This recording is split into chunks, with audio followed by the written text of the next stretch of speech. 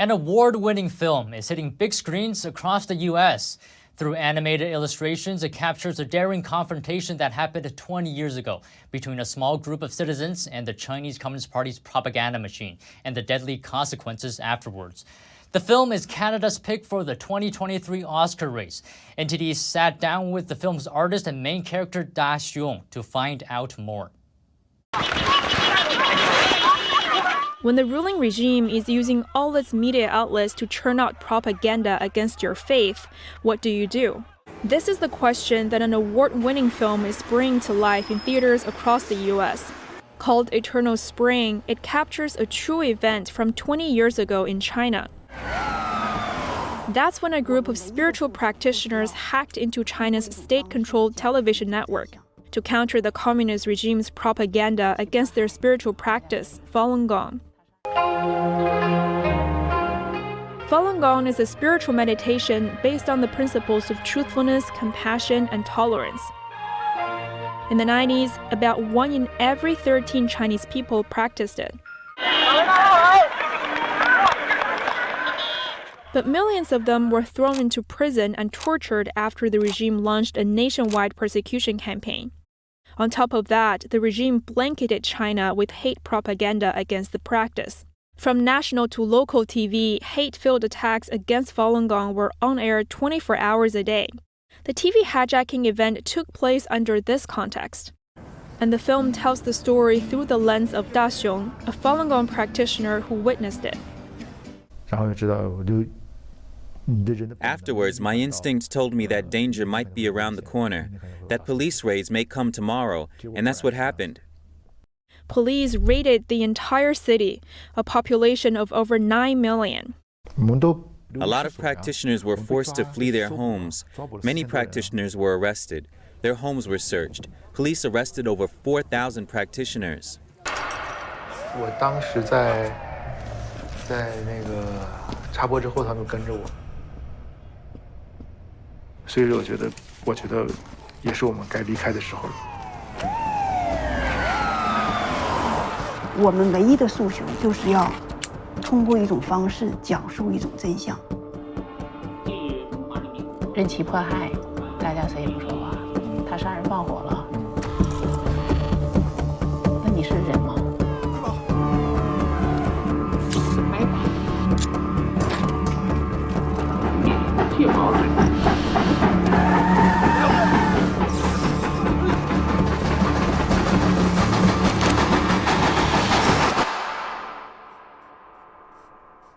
But tracing the event was not easy.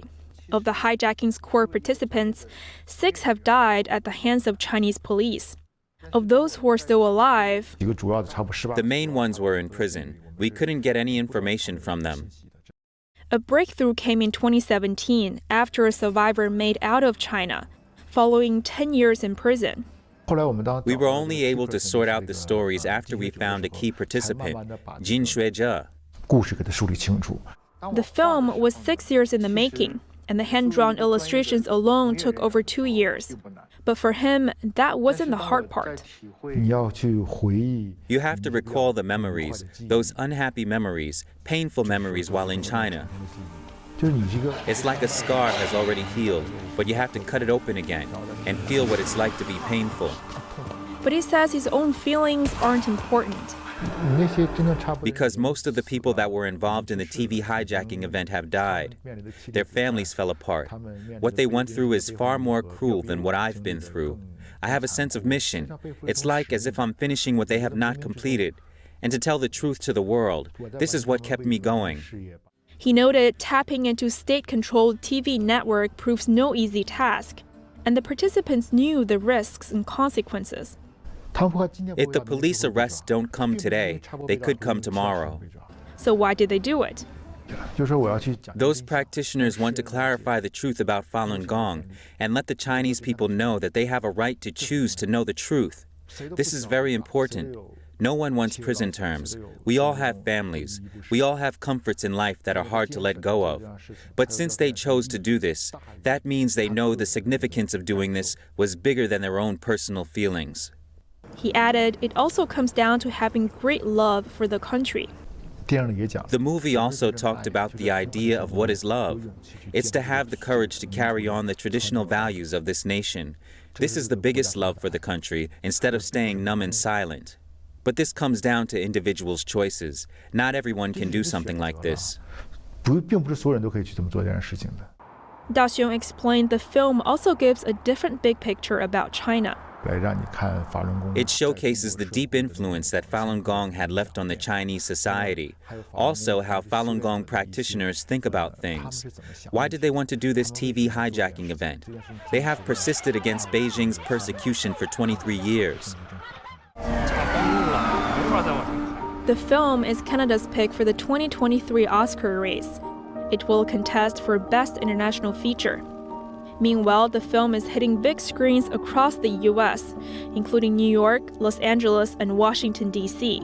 It also has upcoming releases in the UK, Canada, and Australia.